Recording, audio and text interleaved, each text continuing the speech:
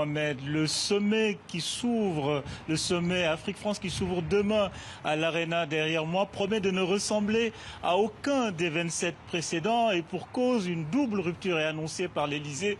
La première rupture, vous l'avez dit, une rupture sur la forme, donc aucun chef d'État, et une rupture sur le fond, la deuxième rupture, c'est-à-dire une refondation des relations Afrique-France ou France-Afrique, dont les jalons ont été déjà posés par le rapport Achibembe. Et le point fort de ce moment, de ce sommet, ce sera demain une rencontre, un débat entre le président français Emmanuel Macron et 11 jeunes du continent.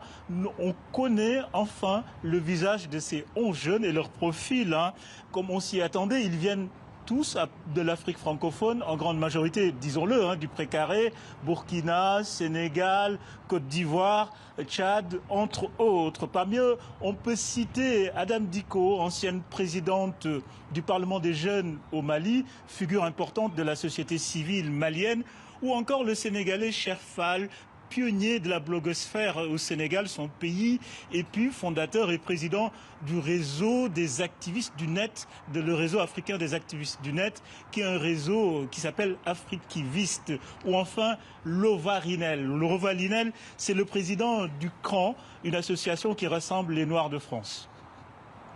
Et Ousmane, on reviendra dans le grand angle sur les enjeux de ce sommet. Selon vous, Ousmane, quel est l'enjeu principal ?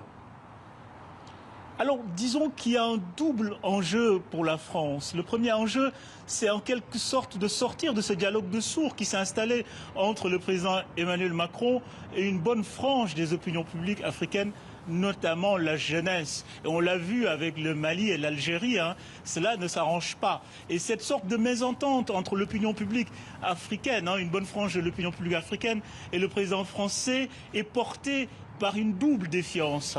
D'abord, une défiance sur la question du franc CFA, qui est une question qui mobilise la jeunesse africaine, et puis celle des interventions militaires.